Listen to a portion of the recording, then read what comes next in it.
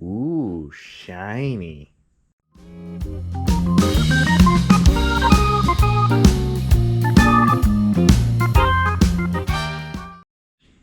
All right, welcome back. All right, now, so I guess what we need to do here is this bumper's got to come off. I've been talking about it for quite some time.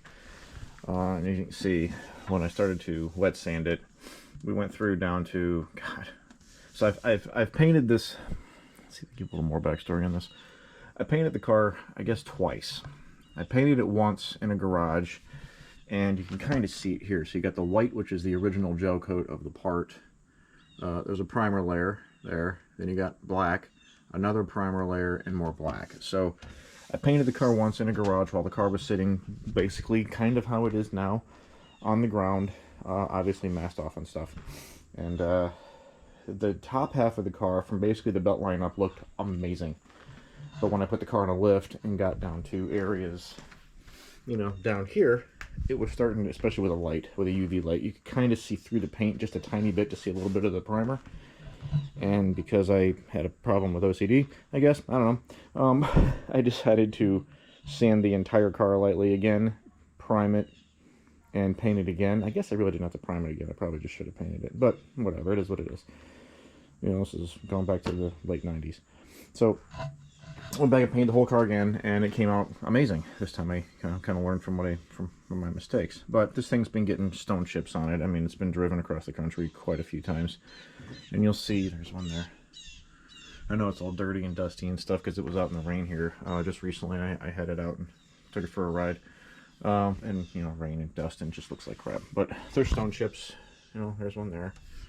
And there was a couple really big ones here. So I figured, and they were, I thought, in the clear.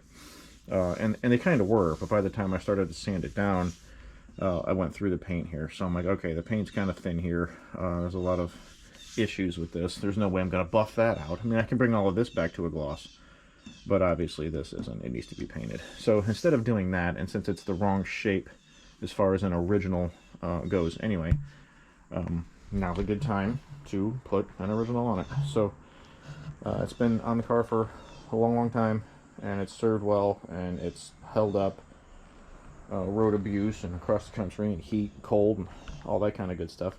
I mean, you can see these used to be white or clear, and the sun from being in Florida for so long and then back up where I'm at now, they've yellowed. Actually, if I can, might even be able to open this broken one. Yeah, see, there you go. There's the difference. I've had these outside too, on both sides. They're KC daylighters. I've had the outside closed on it for quite some time. When I first put the car together, I had all 6 on it, and they were on, and they're all wired. But I never really used those anyway. And then I remembered, oh, accuracy. The car's only got 4 that you can see. Okay, so I pulled the doors off of these. There's the hinges for them, and I still have the doors. Pulled the doors completely off and just left them, and it's okay, I guess. It did its job. I probably should have painted that black, but, you know, whatever.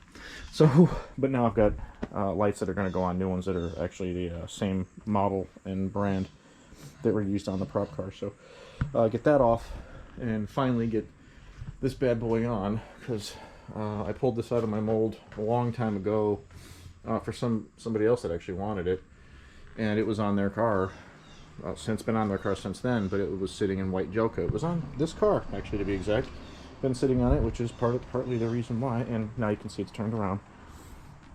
The whole front end is blown apart because there's a lot of things going on with that. So I finally decided let's bodywork this thing out. So that's what we did. It's ready to rock. It's ready to go.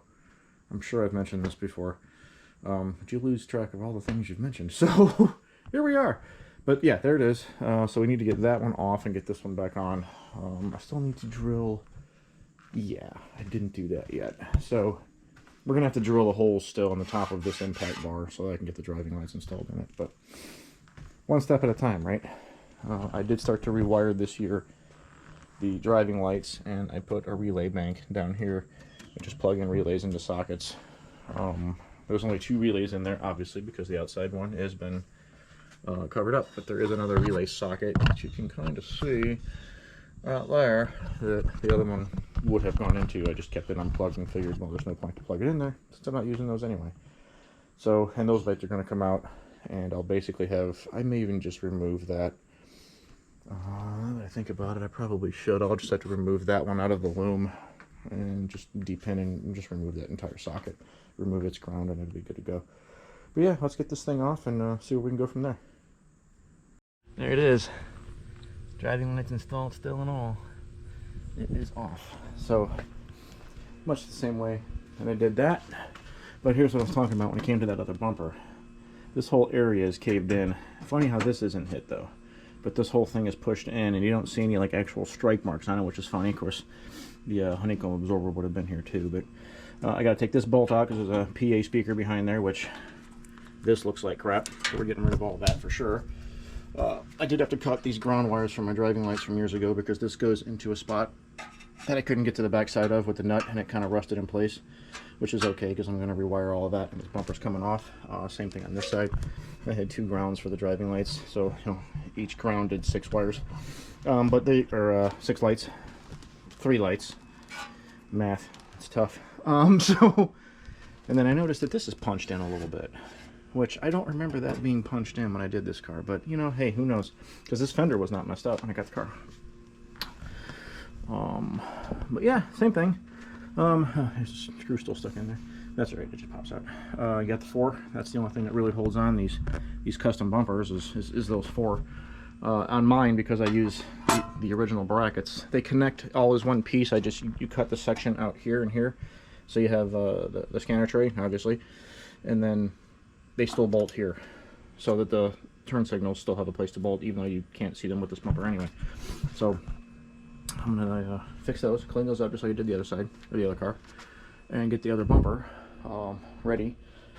Let's take this impact bar off, this bent one, and get it off, and then figure out where I got to drill those couple holes. And then I want to do probably, so this will stick out to about here or so, and I'm going to put in here an adjuster bolt to come up just right as this part of the bumper comes up and over, and put an adjuster bolt there to kind of, so you can raise and lower that just a tiny bit to fine tune it just a little bit. I may not even have to do that, but we'll see how it goes. So let me go get the wrench to get those bad boys off right there, and then we will get this impact bar off. Okay, so bumper's on, steel bumper. It's just as simple as removing the 4 bolts that hold it on, bolting the new one on. Really not that bad at all. This, like I said, this one is aluminum, so I did repair this harness here for my PA system and put a weather pack on it. I'm going to do the same thing for the fog light wires. I'll get around to that a little bit later when I figure out the placement of these, and I may have to loosen this and adjust the whole thing as far as like its height, because you can adjust its height here with those 4 bolts. It can come up and down and left to right. It does have a whole lot of adjustment, so depending on when I put the custom bumper on, where the 2 fog lights sit in the opening, I may have to adjust this, which is, it's just fine. I threw some paint on that just to keep it from rusting, but like I should do that too. That looks a little rough. So there we go, this is on. Now I just gotta mock up the bumper, which, interesting enough, this one did break off, so I'm gonna have to break the welds off on that, put a new bolt in, and tack weld it in place. I'll probably strip these and paint them too, just because they're original from 1984, so starting to look a little rough. And then, like I said, on the other car, you can see the overspray, and you can see that it was originally a black car, because it is original black. So unlike that one, it's red. So I got to mark where the driving lights have to go and get my drill bits out and cut those. But the bumper is on. Probably well, I know it's the first time this thing's had a straight bumper on it since, see, I got the car in '98, so, and it was bent then, which you can completely see how it's all flattened out right there. Not sure what hit it, but something hit it pretty good to bend the steel, because this one is a steel bumper, and you can see how that side just slightly bends over, and this side is kind of folded in. So, which is not what this is. This one has never been in an accident. And it's perfectly straight. Man, I'm making my paint job look bad by putting garbage all over it. So I do still have to get a couple. I noticed the old rivets out. I want to remove those. There's a couple of them still in it, and then I've got 2 plastic push pins that I thought I was going to need, and I put them back in just so I knew where they went, and I don't need them, so I'm going to take those out. But what else can we do today? Oh, slam tray. So That is the edge that was under the fiberglass for all those years, and you can see how water kind of pooled and it's starting to get surface rust and get a little flaky. So I will strip this piece down, but there's that crack I was talking about on the other car that usually forms. That's a commonplace, and then there's the same one that was on the red one, on the 83. So I'm going to weld these two. Yeah, this side's not that bad. That's your factory gray GM coating that they put on them. They weren't painted underneath from the factory, so that is original black paint from 1984. So I'm going to take this, strip it, have those two welds put on before it goes back on there, and I've got to get the driving lights in. I might mock up the bumper just to get maybe an idea if I have to adjust this, because if I have to adjust it, now's the time to do it. It's not going to be anywhere near easy to do with these on here. I may have to cut part of these too, because the custom bumper starts here and immediately starts coming up, whereas the one that I had on here came up and then over, so I could keep this whole section. I may have to cut part of this. I've got an entire cache of these things sitting around here, so me cutting these two isn't too bad. So, I mean, I can make them out of fiberglass too if I really wanted to. So I may have to cut them. I might not. I might be able to tuck this up under the lip. I don't know if you can see it. Might be able to get you back there. Garage is still just a disaster. But, yeah, that edge. See, it immediately just goes towards a point in the center. So I'm probably going to have to cut those and trim them just a tad. So I'll mark them if I do. I don't remember. I think that one was completely, because that bumper was originally on this car when it was in gel coat, and I think that one was completely stuffed under the bumper, while the one that was on this side was not. I don't remember when I took it off, but they barely fit though when they were on this car. And I know, to be screen accurate, you shouldn't have those for the fourth season, but I'm keeping them for a bunch of reasons. One, I don't feel like welding holes again, because I had to do that with this car to begin with, because this was an 84 with the W63 Aero package. W63, W68. I always get those two mixed up. Anyway, it had the Aero package on it, and there were holes all the way down there, and there was a shelf that was welded here that came off, and the body piece bolted here. So plus I had to weld in all the holes that were here. So I don't feel like doing that again. So I think I'm just going to leave those front pieces on it and come back to it. So let's get the bumper on and see what that looks like. Well, they always say you should always finish a project before you start a new one. Firm believer in that. With that said, let's start a new one. So what we're going to do here, or been doing obviously with the bumper upgrade and driving light upgrade, those are the kind of things that are happening in this car. I've already taken the liberty to drill the 4 holes with the marks that I had going off of a screen used prop car.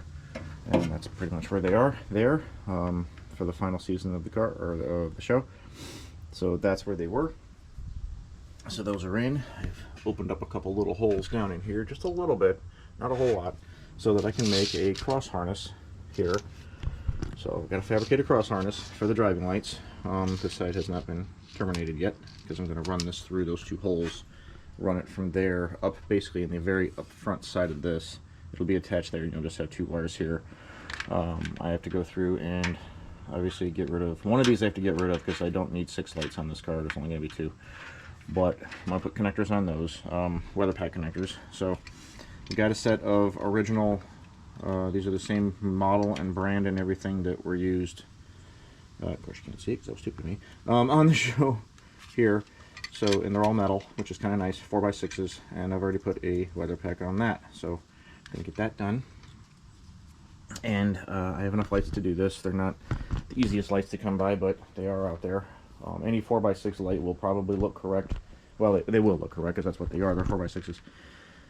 You can't see the back side too much of them in the show, but they are metal. They're chromed. I think for some episodes they may have even taken this and painted it black, just this outer ring. I'm not sure. I've seen like conflicting stories on that, but these are the originals. So if you got 4x6s, as long as they look similar to that. Now these are not the correct lenses. Oh god, I'm gonna drop that thing. They're not the correct lenses that are in these, but these are the correct models. I do have another. Oh, I can actually show you what the correct lenses look like. Sitting in my vast pile of just stuff everywhere in the garage right now. Oh, it's buried right here. So that's what they should look like, if you can kind of see it. the way that it diffuses the light and stuff, the way that the lenses are. So, and I've terminated this one too, of course. I do need to get some correct lenses. I think for now I'm just going to put white lenses on it, but if you look, you can kind of see how there's an opening here and here to spread the light, and this diffuses it a little bit more. But they are both made, same company, same part number. They just apparently at some point in production changed the lenses to those, or maybe it's a private brand and they just put HQ or whatever on it. I don't know. They were all made in Japan. But that's them. We're going to get them in there, finish building this cross harness and mount it in there and terminate it, and then we should be good to go with that part of it anyway. I had to modify the headlight bezels, of course, because anybody who's built one of these cars with this style bumper knows that it's the original car. Obviously this came out here, and when you closed it there was a cutout here, so anyone all the way across you see the turn signals. But in the later seasons of the show, this was just smoothed over, kind of like the 91, 92 cars are, and this bezel no longer fits, it hits. You can either convert your headlights to the later year headlights, which have a much smaller bulb in them. It's 6545, I think. It's a much smaller bulb, and it will function and be just fine, but you have to buy everything for the headlights except for the doors. The doors will blow right up. Or you modify the bezels, and that's what I've done. So I got those all kind of ground down and sanded. I got to hit them with some primer and some paint to make them black again. I mean, they're black now, but they're all sanded up and trashed. So for kind of trashed. Actually, I can show you what one of them looks like. So see, they're all, you don't have quite that edge anymore. So I gotta do that, which is down the road still. But here we are with the lights. Figured today'd be a good day to get out here and mess around with some driving lights. Drill some holes, maybe I can get everything done. The slam tray is out right now. A buddy of mine's got a blast cabinet, and I'm like, hey, if you're not doing anything this weekend, you mind blasting this? Because he does stuff like that anyway, so he's going to do that, and we'll get those two cracks welded, get that back here and painted and put it in. I might just do it in a trim black. I don't really plan on painting the whole on the hood of this car right now. You know, this is still a driver.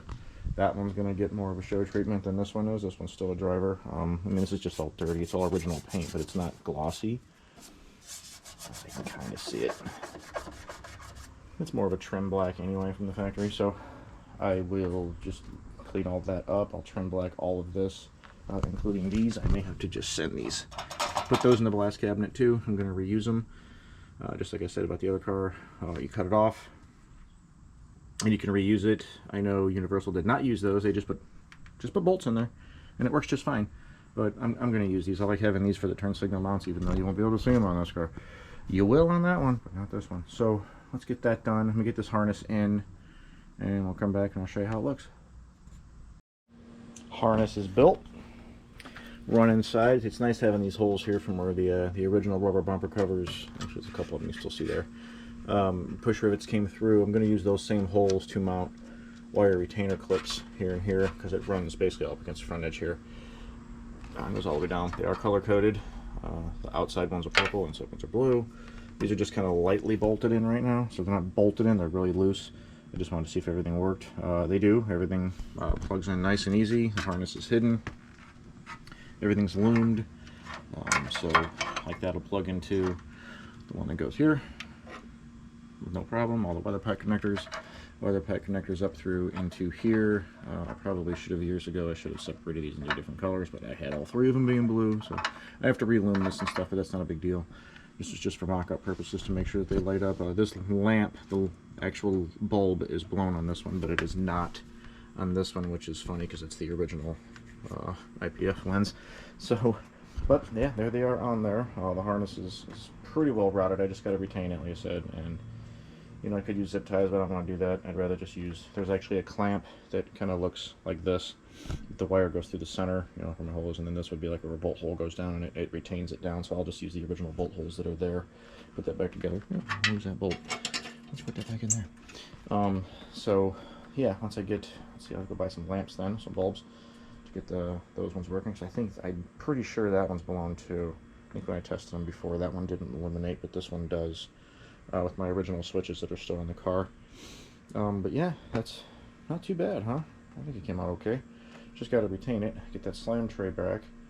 Sound like an idiot now. So what happens when you ramble on. I mess on the cars way too long. problem. So we're going to get the slam tray on. I got to do the final mount on the lamp. So I'm not going to crank the mount bolts down up top here, because I want to, once the bumper is installed, and see where that opening is, kind of adjust them right where I need to, in case I need to angle them. I think they're pretty much supposed to be at a 90 coming from off the car, just straight forward. So I'll probably do that. That's the way Universal did it, so it's probably the way I'll do it. Other than that, this is almost done. I just gotta get that done, get the bumper on, the bezel's back on it, and the front end will be back together, and then maybe I can take this thing for a ride again. It's been a little while.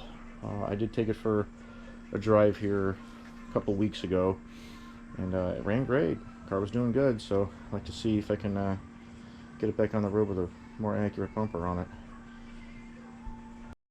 There they are, all four installed. Wiring harness is done, weather pack's all done. So it's all plugged in here. They all split off. This will all be hidden once the slam tray and the brackets are all in place. You can't see it anyway, but it'll all be retained. Like you can see this popping out right now. This is going to be retained right there, right to those two holes. I'll put the retainers there. Might not leave one there, and I'll put two there. So, but the lights are in. All four are in. That's the way they did it from the show. Just replicated that. So now I gotta get that slam tray on, and let's get the bumper on. Then we'll really make some progress. Alright, so I figured I'd give you an update of where we're at so far with this. So these brackets, like I was saying before, these brackets are usually not used. The Universal Studios didn't use them. I am, because I always liked using them. I like bolting the turn signals. Man, I can't talk today. Turn signals back on where they're supposed to go. Even though you're not going to be able to see them. It's a fourth season car, you won't be able to see them anyway. So, but I like to have that. And I know that there's some replica companies, or parts manufacturers, I should say, that are making like little fiberglass plates or something that'll sit here that you can do that with, and that's fine. I have no problem with that. I just like to use this original bracket, so it's just sitting in here now, just kind of resting. You can see where I cut it off all those years ago, very crudely, I might add. Very much like what Universal would do. So it's in there now. This one actually came off. I'm gonna tack weld a new stud on that one. That one broke, but you'll notice these modifications here. So this is, I drilled a hole, put a riv nut in it, and ran a long adjuster nut with a lock nut, or bolt with a lock nut on it. So here's something I see on a lot of cars, and this isn't going to be perfect either, because like I said, the bumper that I've got was taken directly from a screen used car, all its defects and all, and none of them were replaced. In fact, I might even be able to show you. So, and you'll notice this probably in the show. You might be able to see with the reflection now. There's a slight divot here because the bumper that I copied was urethane. So it wasn't fiberglass. It was hard because it all dried out, but once it got locked in that position, that was it. And then you can see the straight line. So that goes from here over. It's not quite straight. It's a little higher here. It dips just a little bit. You'll notice that in the show. And then there's a couple little hidden things down in this lip spoiler that are kind of there too. But every defect that was there is here. I could spend a little extra time, or I could have spent a little extra time and body worked this thing so it was laser straight, but it wasn't on the show, so I kind of don't want this one to be laser straight. Yeah, I get why you do, and I applaud the guys that do it because it looks awesome. It makes the car look, you know, perfect, I guess is the way to go. But because this thing came off of a car that was screen used, this section, and it didn't have anything, the only way that they bolted it was through there was 4 bolts into the fenders. That's it. No other bracing, no other anything. There was something that was kind of in the center here, a couple L brackets that came down and went back to the impact bar that kind of held this, but that's about it. I mean, it was a prop. It wasn't really meant to be, you know, driven for a long period of time. They just threw it together, got it on screen, did what they had to do. Like Joe says, you know, there's 47 layers of paint on those. You shouldn't have that. So, but yeah, so the center of these were known, and you can actually see it. There's a lot of episodes where you can see it big time, where this center section is sagging really bad. This bumper does not sag that bad. It just doesn't meet the hood absolutely flawlessly on these edges. So what I did was I built those bolts so they come up inside of a metal plate that I glassed into the corners here, either side of the scanner. But they're going to come up here, meet those metal plates, and I'll be able to fine-tune, adjust up just a little bit up and down. Doesn't need much. Of course, now that I've got this welded and put back together, I can actually adjust the hood the way that it's supposed to be, because before you couldn't, because this was flexible so much. The hood would only come down and that's it. It stayed where it was. But now that it's welded, I can actually kind of get a lot of this adjusted the way it's supposed to be now. So get it back together. That one's going to be a little different story when I do this one. I don't even know if I'm going to need to do those. This one's, there's a whole other story for that, and we'll get to that when the front of this gets apart and we're starting to put the front end back together. But this one I need to get it back together kind of quick because I got something else that's got to come in the garage here that needs work. So far, that's kind of where we're at with this. It's coming along. Of course, it takes time, you know. It's other things in life you got to do. Car's not 100% the only thing when you have other things in life and other responsibilities. But here we are. And one of those coming up is another special episode I'll share with you when we get to it. But yeah, so everything's updated, everything's there. The PA system is back in. It works just fine. The lights work great. I know the lenses don't match, but we're getting to that. But these are the original metal lamps that were used. It's just those inner lenses were pretty, I think the inner ones were amber on these. So I used the lenses off of my KC daylighters for now until I find a set of the originals, which I'm looking for right now. I have, I think I have 2. And I'll put all 4 on when I get the other ones. Plus I need to put them on that car too. So, but there they are. There's the update on this. Let's move on to the next thing here, which is getting the bumper on. And there you go. Not bad, huh? Now, yeah, I know the car is extremely dirty, especially the hood and the headlights and stuff, but hey, you know, it's been sitting in here and it hasn't really been all that clean. So, but you can see those are mounted exactly the same. Bumper doesn't fit too bad considering how I have the wheel flare there that the final season of the car they removed. Well, they removed it fairly early on anyway, but yeah, I've got them both on there, and this bumper was never designed to have those. But it fits okay with it. I mean, the gap isn't any more worse than, say, a GM gap is, so that doesn't look bad. Definitely looks a lot more like KITT, that's for sure. Yeah. That's pretty sweet. And for those of you asking, yes, I still have the Shark. Still sitting back here. Right there. Not sure what I'm going to do with it yet. May end up bolting it on the wall up there or something, tossing one of my extra scanners in it, who knows. Just to keep it around. It's been a very reliable bumper, and the layup on it is amazing. But there it is. There's KITT. A little more, as you remember him from the show. So, cool. And the only thing I had to do to put this thing on, like I said, is I put that bracket in there. My adjusters in the center to get this gap a little bit less. It was doing great until the riv nut popped loose from the sheet metal, so I'm going to find a new solution for that. I've got an idea already. The riv nut was a great idea, except that it just, I don't know, it just didn't have enough on either side of it to kind of clamp the sheet metal that it's into. The adjusters are still in there, and they're still pushed up a little bit, but barely. So I think once I get that problem fixed, I can raise that up just a little bit more. I do have to adjust the passenger side headlight because it's way out. But it's been like that for 40 years because the car really hasn't been messed with. So yeah, that's all in. Everything's good there. The gaps are decent. The fog lights are in. They all work, but this outer switch finally took a crap, which is fine because I'm replacing them anyway with more accurate switches to go on my armrest console, because that's where I'm going to put them, down in there. So instead of having just regular like a rocker switch, actually I can show you. I'm talking about it looking like an idiot. So right now it was these 3. And that one's completely dead, which is fine because I don't have the outer lights in anyway. This one, it moves, but it's cracked and it doesn't do anything. And this one does work, and it turns on the center lights. So those switches will be removed, and it'll end up going to a couple of these little push buttons down here. When this all comes out, there's push buttons similar to this, and I'll just put it on those. So then I won't have to mess with that anymore. I won't have to have those inaccurate, stupid rocker switches on there anymore. So, but there's KITT. Does look a lot better, I'll say that. And it shortened the car up because the aforementioned Shark came out to probably here. It's a little bit longer. It's deceptive because this tray is much larger and this area is smaller on this. But when you come and look at old Reliable here, the tray is maybe 1.5 inches, and then the rest of it's all the actual slope of the center of the bumper, so it looks like it's even longer than it really is.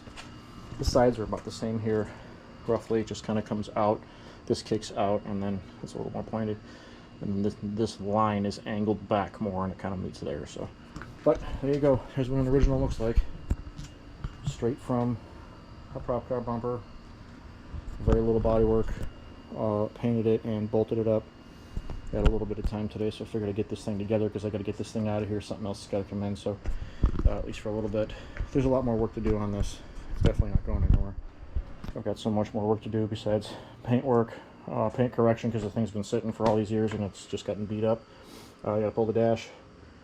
One TV dash is going in, and then, like I said before, the armrest console. The plate's done. I just got to finish the glass work on this, attach that, and then wire it into there. And I do have a plan for the mirror switch. I am keeping power mirrors, but they will not be in the console, so which is fine. And I got to move the two window switches up to the TV support area. They are supposed to go here, so I'll mount those two here. The rest of this will be screen accurate, and then bolt it in, wire it up, and be good to go. And then eventually, hopefully, I can get this dash out. I may keep these electronics. I'm not sure yet.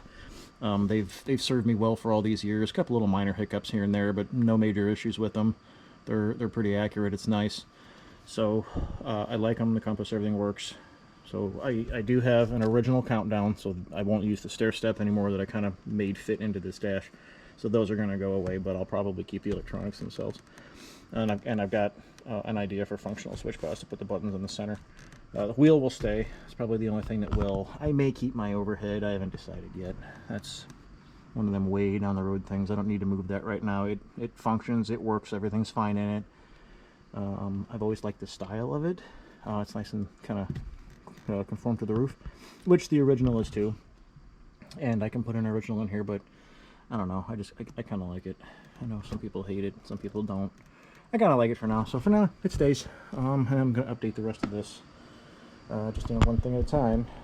After that, it'll be hard and heavy on this guy. Getting rid of the red, rebuilding the engine. Nothing wrong with it. It runs fine. It's got 96, 97,000 miles, I think, original on it. I'm not. I have to look. I can't remember if it's this one or my other one. So it's not a super high miles. Doesn't leak or anything. It runs great. People give Crossfire a bad name, but it runs fine. So we'll get onto this one. But yeah, just wanted to give you the update and the finish to the bumper install. And the impact bar and fog light install to make it more accurate. And there it is. So thanks guys, we'll see you soon. And there it is. The bumper is on. I spent too much time getting up under this car and getting bolts tightened, but as you can see how dirty it is. It's been sitting here forever. We're going to get it out here and wash it here in a couple minutes. But I figured to give you kind of an update of how it looks now. It is on there. It looks a lot better. I'm liking the way that thing looks a lot better. So, I'm not sure where to go from here. There were some adjustments I had to make because who knows when in this car's past, but the headlight doors weren't always aligned. This one especially, you might be able to see it in some of the other videos. This whole edge was dropped down probably about 1/4 of an inch, and then this corner was popped above the hood line. And it's just always been that way. I mean, the doors work fine and everything functions great. It looked funky. Like when you would get out of the car from this angle and look at the headlight, you could see the door popping up in that whole corner. It was pretty bad. And then this side this one was pushed down about as much as that one was pushed up. It was weird. But let me pop the hood here and I'll show you kind of where the adjustment, in this car I can show you where they are. So adjustment screws, or bolts I should say. I know, excuse the mess. It is a disaster in here. You got this one. You know what, let's just do it on the other car. We're walking around here just getting into the mess of stuff. I really gotta clean the garage. Okay.